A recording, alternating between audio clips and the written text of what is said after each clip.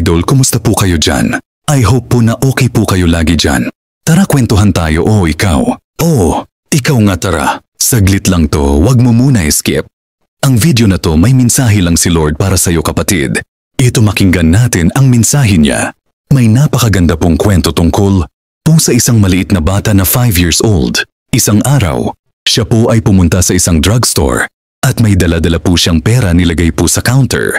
Sabi po sa pharmacist, "Sir, meron po ba kayong binibentang gamot na himala?" Nagtataka ito pong pharmacist. "Anong ibig mong sabihin?" Sabi po ng maliit na bata, "Sir, ito po lahat ng naipon ko, nag-iipon po ako para makabili ako ng bisikleta. Pero ngayon po may sakit yung aking ina. At sabi po ng doktor na tanging himala na lang po ang makakapagpagaling sa kanya. Meron po ba kayong gamot na himala?" At sabi po ng pharmacist, "Bata, walang himala dito. Pero kung gusto mo ng himala, libre lang tabi ng drugstore ay may simbahan. Pumunta ka kay Jesus, magdasal ka sa kanya. Dahil si Jesus lang ang doktor na makakapagbigay ng gamot ng himala sa iyong ina." Dali po itong bata tumakbo sa simbahan. Dala-dala yung kanyang pera. At nakita po niya itong larawan ng ating Panginoon nakapako sa krus. Tinapon po yung pera dun sa paanan ng ating Panginoon. Sabi, "Jesus, ito po yung ipon ko. Hindi na po ako bibili ng bisikleta. Tulungan niyo lang po yung aking ina. Hindi ko man po kayo matutulungan ng bumaba diyan sa krus. Alam ko po nahihirapan kayo.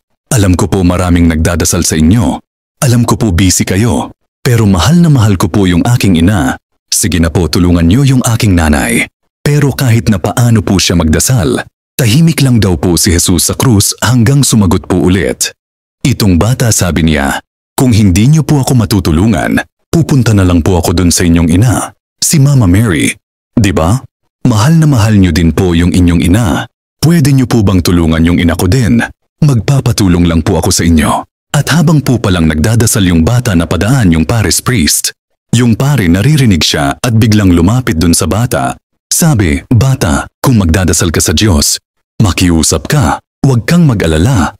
Tutulungan ka niya. Kung mananalig ka." Naawa po itong pares prince, tinulungan po pauwi yung bata. Sabi po ng pare, "Dalhin mo na yung pera mo, basta't pagdasal mo yung nanay mo." Sige, pagdadasal ko din siya. At habang pauwi, kinukwento daw po nung bata yung nangyari. Yung sinabi ng doktor, na himala na lang ang magpapagaling dun sa kanyang ina.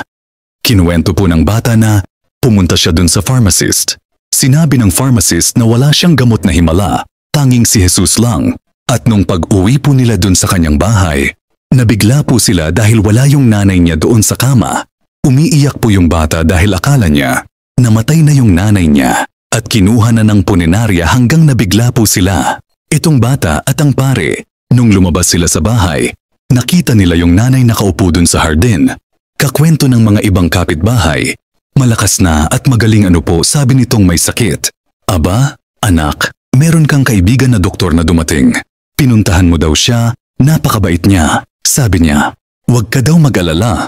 At binigyan ako ng gamot. Pagkainom ko ng gamot, lumakas ako kaya tinulungan niya ako.